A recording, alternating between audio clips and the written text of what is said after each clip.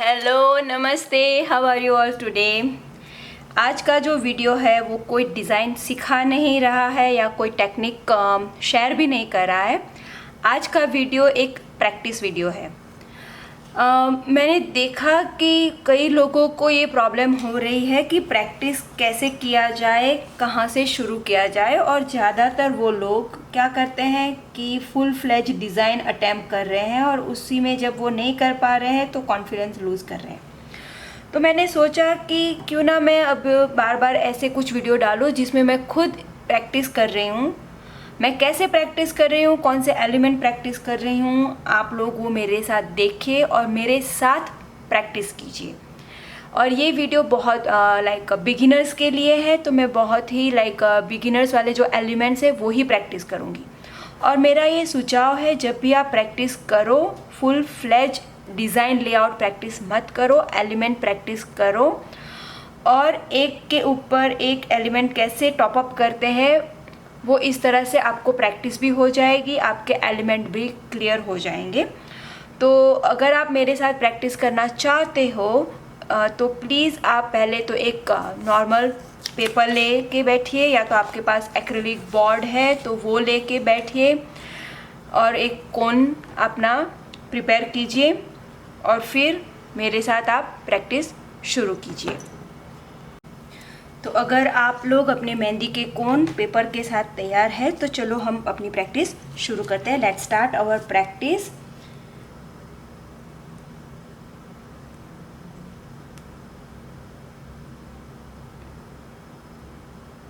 और इस वीडियो को मैं नॉर्मल स्पीड पे ही रखूँगी, मैं फास्ट फॉरवर्ड बिल्कुल नहीं करूँगी क्योंकि मैं रियल टाइम में ही इसको रिकॉर्ड कर रही हूँ, ताकि आप लोगों को भी पता चले कि जब हम प्रैक्टिस करते हैं तो हम एक्चुअली फास्ट फॉरवर्ड में नहीं जाते, स्लोली जाते हैं।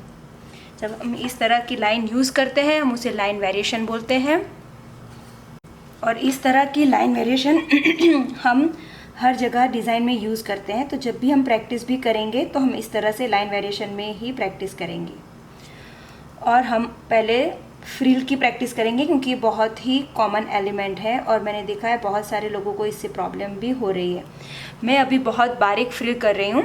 अगर इतनी बारीक आपको तकलीफ़ दे रही है तो आप थोड़ी हाइट में उसको बढ़ा सकते हैं फ्रिल को, लेकिन एक बात याद रखिए, आप हाइट में फ्रिल को बढ़ा सकते हैं, उसको ऐसे वीट में मत बढ़ाइए क्योंकि वो पूरा एक अलग एलिमेंट हो जाएगा जिसे हम राउंड पेटल्स बोलते हैं। और इसी तरह धीरे धीरे ही आप प्रैक्टिस कीजिए ताकि आपके हाथ को परफेक्ट शेप की और एलिमेंट की आदत हो जाए। कई लोगों ने बताया है कि उनको कोन पकड़ने का तरीका एक्चुअली नहीं आ रहा है। मेरा एक वीडियो है जिसमें मैंने वो टॉपिक बहुत ही डिटेल में एक्सप्लेन किया हुआ है। ज़्यादातर हम जब बारीक काम करते हैं तो हम इतनी छोटी फ्रिल्स लेते हैं, बट फॉर प्रैक्टिस आप इतनी बड़ी फ्रिल्स भी अभी कर सकते हैं क्योंकि ये बड़ी वाली फ्रिल भी हम कई कई जगहों पे इस्तेमाल करते हैं। आप मेरी स्पीड से अगर मैच नहीं कर पा रहे हो तो प्लीज़ थोड़ा सा भी डरना मत आप, क्योंकि मेरे पास बहुत सालों की प्रैक्टिस है। मैं जितना हो सके उतना स्लो करने की कोशिश तो कर रही हूँ, लेकिन अगर मैं बहुत स्लो गई तो फिर ये वीडियो बहुत लंबा हो जाएगा और आप लोग एक्चुअली वीडियो को पॉज करके अपना एलिमेंट कंप्लीट कर सकते हो।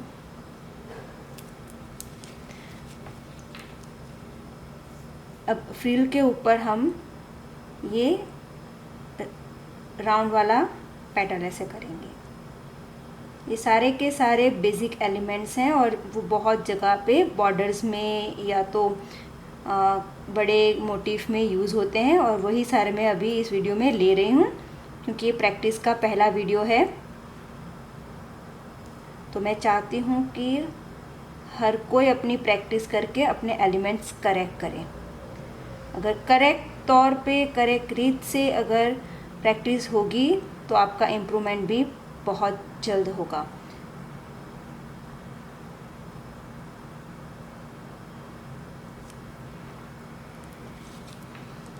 और जैसे मैंने बोला हम लाइन वेरिएशन लेंगे तो हर एक एलिमेंट को हम कवर लाइन देने की भी कोशिश करेंगे। एक्चुअली मेरे लिए बातें करते करते काम करना बहुत ही मुश्किल है, लेकिन मैं करने की कोशिश कर रही हूँ ताकि मैं आप लोगों को मैक्सिमम गाइडेंस दे सकूँ, मैक्सिमम आप लोगों को हेल्प हो, ऐसा कुछ कर सकूँ। और इसलिए मैं हर बार कुछ नया लाने की कोशिश कर रही हूँ। और अभी मुझे यही लगता है कि आप सबको एक्चुअली प्रैक्टिस की जो कमी है, राइट डायरेक्शन में जो प्रैक्टिस नहीं हो रही है, उसी से ज़्यादा प्रॉब्लम हो रही है। अभी मैंने वापस फ्रिल किया है। फ्रिल की प्रैक्टिस हम जितना हो सके उतना ज़्यादा करेंगे, क्योंकि वो एक एलिमेंट है जो हर जगह पे बहुत बार यूज़ होता है। और अब ये छोटा वाला जो 1 लेयर स्वर्ल है वो मैं कर रही हूँ। और अभी मैं सारे के सारे, जिस तरह से आप देख रहे हो, मैं बॉर्डर की लेआउट में ही सारे के सारे एलिमेंट डाल रही हूँ, क्योंकि हम बिगिनर्स के लिए ये वीडियो बना रहे हैं। और बिगिनर्स की अगर बेसिक एलिमेंट्स ही क्लियर नहीं होंगी तो वो बड़े शेप्स या बड़े लेआउट में काम करना उनके लिए मुश्किल हो जाएगा।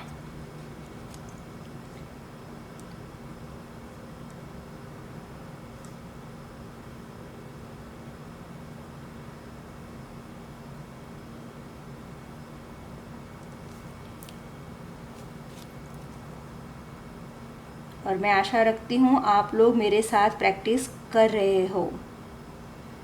अगर आप अपने काम को इम्प्रूव करना चाहते हो या दिल से चाहते हो कि आप लोगों का मेहंदी का आर्ट इम्प्रूव हो, तो आप मेरे साथ प्रैक्टिस ज़रूर करोगे, मुझे आशा है। क्योंकि प्रैक्टिस के बगैर कुछ भी इम्प्रूव होना नामुमकिन है। चाहे वो सिंपल पेंसिल का आर्ट हो, कुकिंग हो, कुछ भी हो, अगर आप प्रैक्टिस ही नहीं करोगे तो वो इम्प्रूव होना बहुत ही मुश्किल है।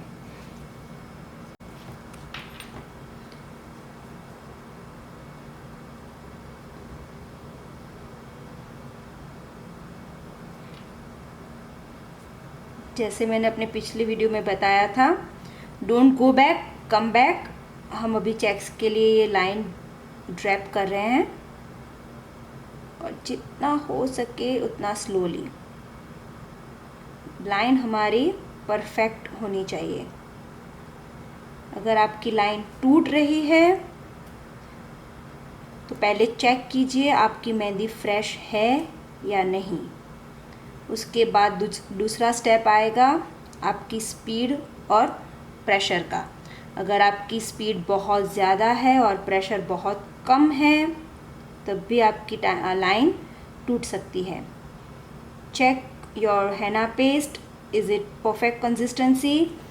If it is perfect consistency and even though your lines are breaking, then I think your speed and pressure is not in proportion.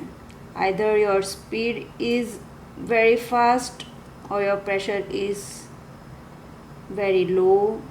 Something is wrong with your speed and pressure, because here our movement, the third factor, is very simple. We are just drawing straight lines. आपका movement यहाँ पे बहुत ही simple है। तो अगर आपकी line break हो रही है तो प्लीज़ आप चेक कीजिए कि कौन सा फैक्टर है जो आपकी लाइन को अफेक्ट कर रहा है, और उस एलिमेंट को, उस फैक्टर को आप करेक्ट करने की कोशिश कीजिए। अब यहाँ पे हम इस चेक्स में सिंपल डॉट्स करेंगे, क्योंकि डॉट भी एक ऐसा एलिमेंट है, बहुत ही इम्पोर्टेंट है। किसी ने मुझे पूछा था कि डॉट्स कैसे किया जा सकता है। मैं यहाँ पे कॉर्नर में दिखा देती हूँ। डॉट्स जब भी करो आपका कोन सरफेस को टच नहीं करना चाहिए, क्योंकि अगर आपका कोन सरफेस को टच कर रहा है तो मेहंदी को बाहर निकलने में प्रॉब्लम होगी। तो क्या होगा, उसको जहाँ से भी जगह मिलेगी वो बाहर निकलने की कोशिश करेगी। तो इसी वजह से आपके डॉट्स परफेक्ट नहीं होंगे।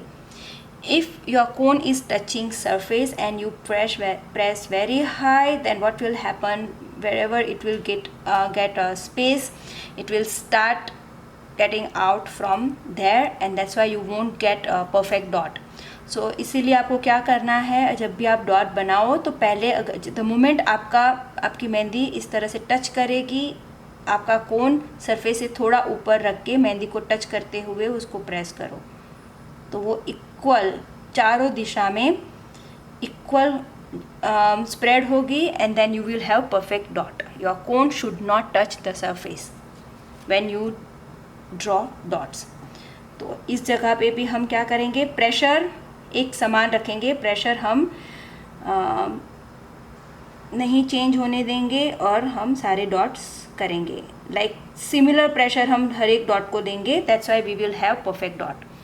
अगर हमारा प्रेशर इक्वल रहेगा for each dot, then we will have exactly same dots. So keep that in your mind and create these checks. Keep your pressure equal for each and every dots. अगर कहीं पे भी pressure ज़्यादा है किसी dots के लिए तो वो डॉट बड़ा हो जाएगा. तो ये एक बहुत अच्छी आपकी कोन को प्रेशर देने की प्रैक्टिस हो जाएगी इससे. This is very good exercise how to give equal pressure to your कोन.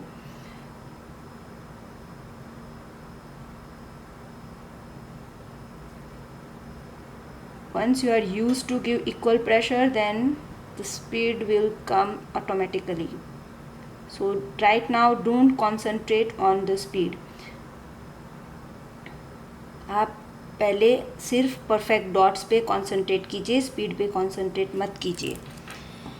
एक बार आपको इनफ प्रैक्टिस हो जाएगी फिर ऑटोमेटिक आपकी स्पीड बढ़ जाएगी.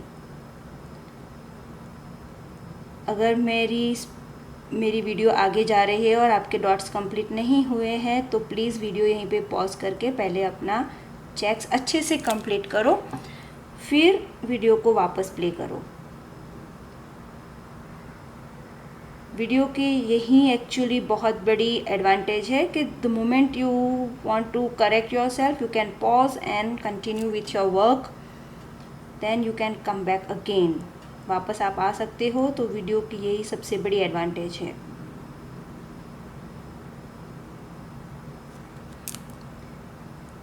ये बहुत ही पॉपुलर चेक्स है एक्चुअली, ये डॉट्स वाले,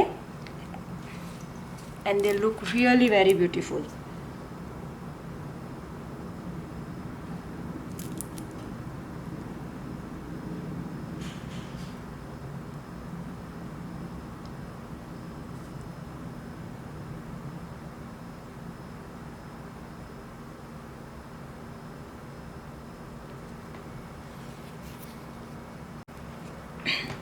मैंने एक और बात गौर की है कि कई लोगों का जो हाथ शेक होने का और दुखने का जो प्रॉब्लम है ना, कई बार आपकी मेहंदी बहुत गाढ़ी हो तब भी हो सकता है.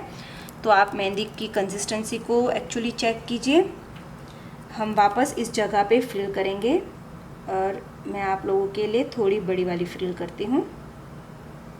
और हो सके तो आपका ध्यान हमेशा यही होना चाहिए कि हर एक फ्रिल एक समान हो, उसकी हाइट एकदम परफेक्ट हो.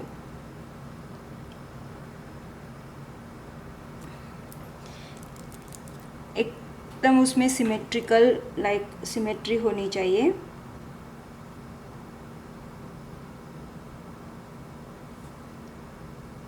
और जहाँ पे आप टर्न कर रहे हो फ्रिल में, वो टर्न भी एकदम परफेक्ट होना चाहिए. एक बार आपको मूवमेंट की आदत हो जाएगी फ्रिल की, तब फ्रिल आपके लिए आसान हो जाएगी. अब जब हमने डॉट्स प्रैक्टिस किए हैं तो हम डॉट्स वाली जो पेस्टली होती है वो यहाँ पे ड्रॉ करेंगे. ये भी मैंने प्रॉपर ट्यूटोरियल में सिखाई है कि हम ये कैसे करते हैं. फिर मैं यहाँ पे दिखा देती हूँ एक बार और जो नए व्यूवर्स हैं उनके लिए, कि जैसे हमने डॉट क्रिएट किया, फिर हम डॉट्स में आगे जाके थोड़ा प्रेशर कम करके उसमें ऐसे स्वर्ल दे देंगे. जब हम बनाने की शुरुआत करते हैं डॉट को तो प्रेशर हाई है, स्पीड बिल्कुल नहीं है हमारी. जब हम स्पीड लेते हैं, कर्व की शुरुआत करते हैं, प्रेशर हम ड्रॉप कर रहे हैं क्योंकि हमें ग्रेजुअली डिक्रीजिंग वो पेस्टली चाहिए.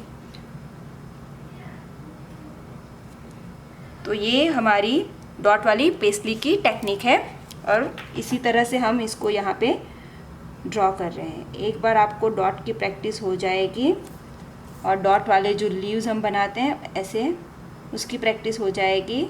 सेम है, डॉट वाले लीव्स की तरह ही है ये, लेकिन उसमें सिर्फ उसका डायरेक्शन जो मूवमेंट है वो डिफरेंट है। यहाँ पे हमारा मूवमेंट है स्ट्रेट और यहाँ पे हमारा मूवमेंट है कर्व।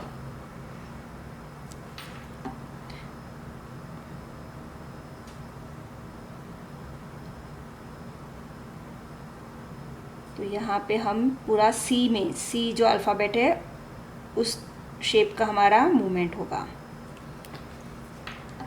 हम वापस इसको ऐसे कवर लाइन देंगे। हर एक एलिमेंट, इम्पोर्टेंट एलिमेंट को कवर लाइन देना, डबल ऐसे आउटलाइन देना बहुत ज़रूरी है, तभी उसकी वो शोभा है जो बढ़ेगी।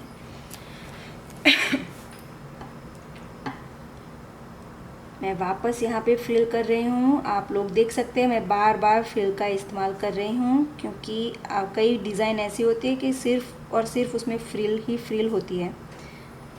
ज़्यादातर इतनी सारी फ्रिल यूज़ करना मुझे खुद को पसंद नहीं है, क्योंकि वो फिर वो बहुत फ्लावरी डिज़ाइन दिखती है। लेकिन फ्रिल की जितनी मैक्सिमम आपकी प्रैक्टिस होगी उतनी डिफरेंट एलिमेंट आप लोग इस्तेमाल कर पाएंगे। अभी हम इस फ्रिल के ऊपर एक स्ट्रेट लेकिन थोड़ी मोटी लाइन दे देंगे।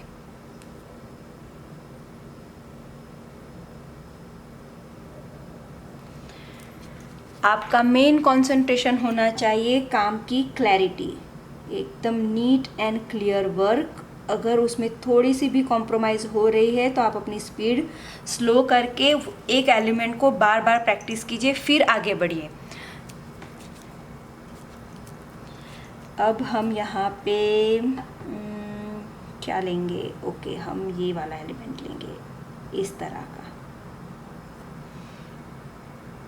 ये जैसे पेटल होती है ना हमारी फ्लावर में, उसी तरह का है। या तो आप बोल दीजिए फ्रिल, ऐसे पूरी 2 फ्रिल है तो उसकी जगह पे एक आधी ऐसे एम है ये।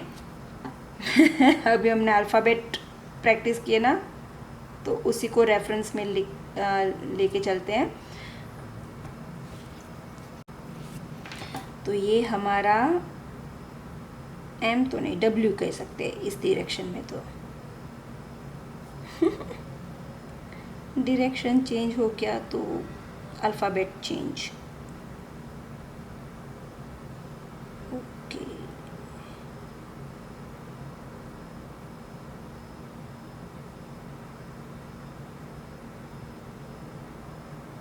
और ये खूबसूरत तब लगता है जब इसके ऊपर थोड़ी सी मोटी लाइन है। जब हम मोटी लाइन बना रहे हैं तो आप देखिए मेरी स्पीड बहुत कम है और प्रेशर बहुत ही ज़्यादा है, और जो जगह छूट गई है उसको ऐसे भर दीजिए। वापस हम इसको एक बारीक लाइन से आउटलाइन दे देंगे। लाइन टूटी है, टूटने दीजिए, वापस आइए, कम बैक।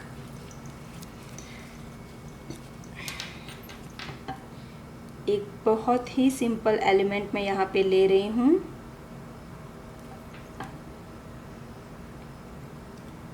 और शायद मैं किसी फिलर एलिमेंट वाले वीडियो में उसको दिखा भी चुकी हूँ। वो है ये रहा बड़ा वाला स्वर्ल, फिर उसके ऊपर आउटलाइन, फिर बहुत ही फेंट। जब मैं बोल रही हूँ कि फेंट करना है कोई एलिमेंट, तो मेरा प्रेशर बहुत ही कम है। देखिए पहले तो आता है ये नॉर्मल, जिसमें हमारी नॉर्मल लाइंस दिखती है वो एलिमेंट में।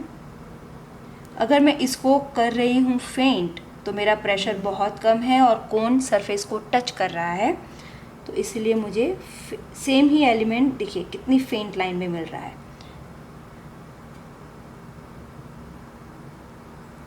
तो अब हम फेंट एलिमेंट कब लेते हैं, जब हमें कॉन्ट्रास्ट क्रिएट करना होता है। अब सेम एलिमेंट हमें मोटी लाइन में भी मिलता है।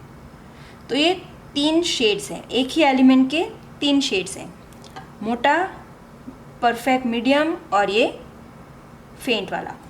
तो हम फेंट एलिमेंट कब यूज़ करते हैं? जब हमें ड्रास्टिक कॉन्ट्रास्ट क्रिएट करना होता है। तो यहाँ पे हमारा कॉन्ट्रास्ट ये है कि ये मोटी लाइन है और इस मोटी लाइन को उभार देने के लिए हम फेंट एलिमेंट यूज़ कर रहे हैं।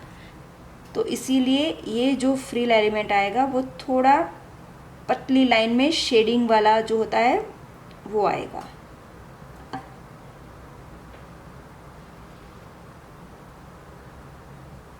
तो जब ये पूरी डिज़ाइन कंबाइन होगी, then you will understand how it creates contrast when we use one element in thick line, normal line and in faint line. So we use this faint line to create drastic contrast. So many people always ask me what is line variation. This is also one type of line variation where you are using different lines in different thickness.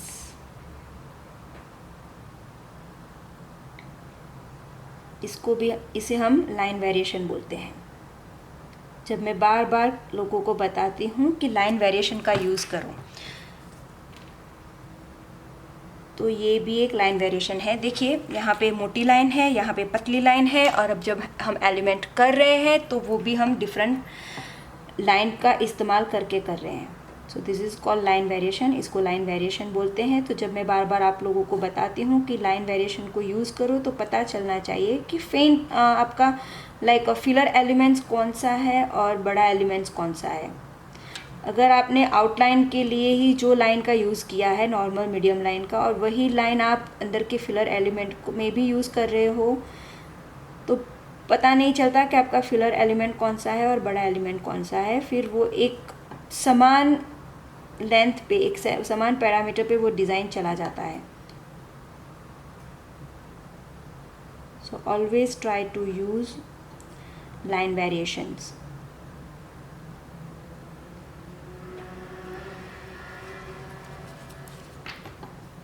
You can see how what effect this line variation is giving right now. आप लोग देख सकते हैं कि line variation से एक simple element की खूबसूरती किस तरह से बढ़ जाती है। अगर ये सेम एलिमेंट मैं लाइन वेरिएशन के बगैर करती तो ये इतना खूबसूरत नहीं लगता जितना अभी ये लग रहा है।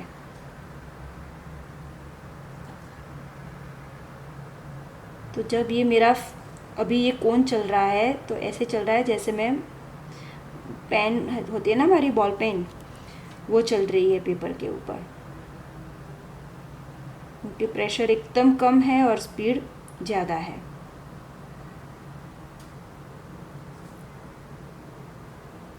अब ये जो बाकी की स्पेस है वो डिफरेंट डायरेक्शन में आप फ्रिल देके भर सकते हो।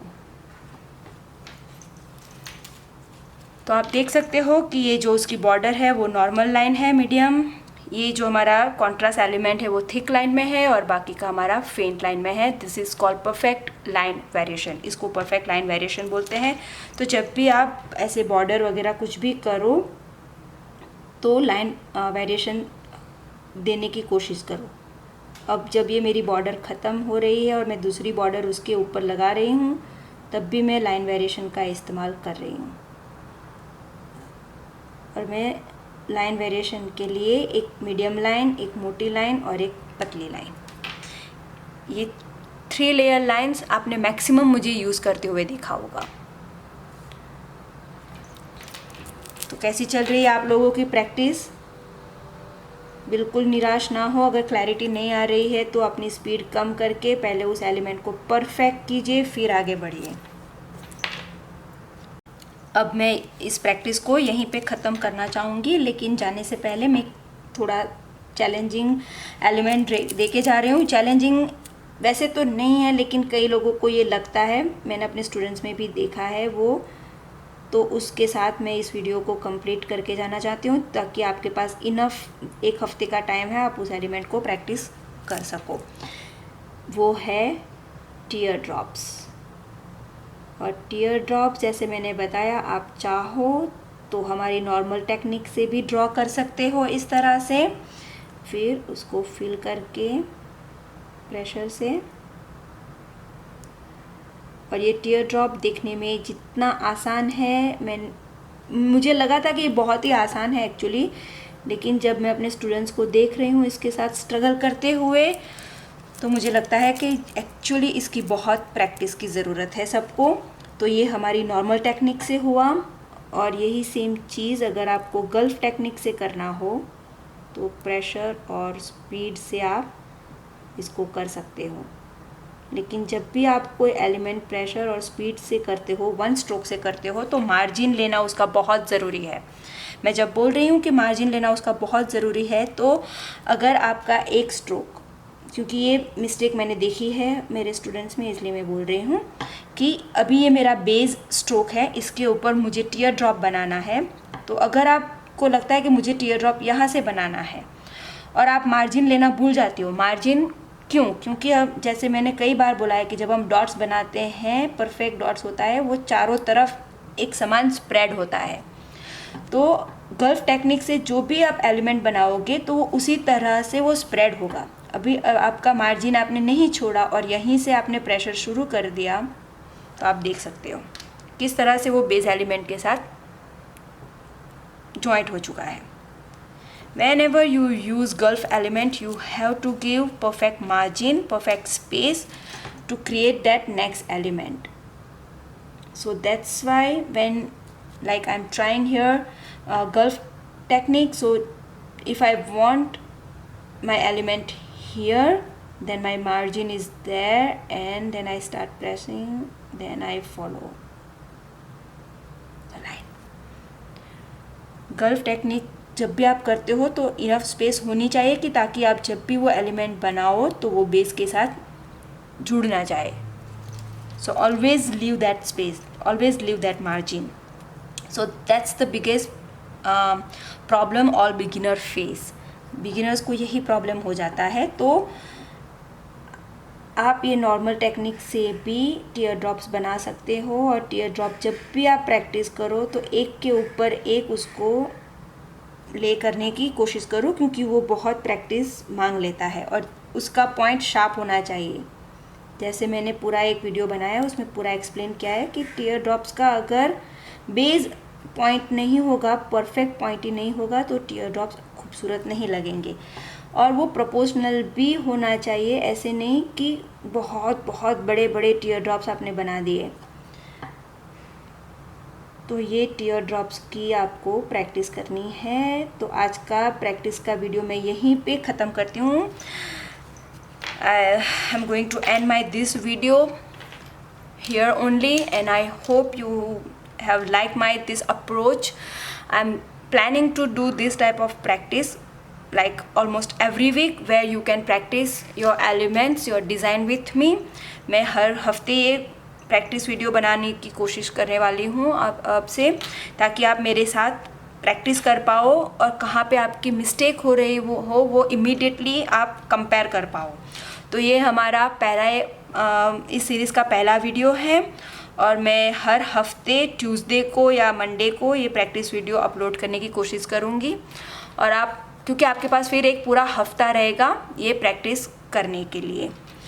तो as usual please let me know how do you like my this approach. आपको ये कैसा लगा वो मुझे आप ज़रूर बताइए, और अगर कोई प्रॉब्लम हो रही है तो please share that problem with us.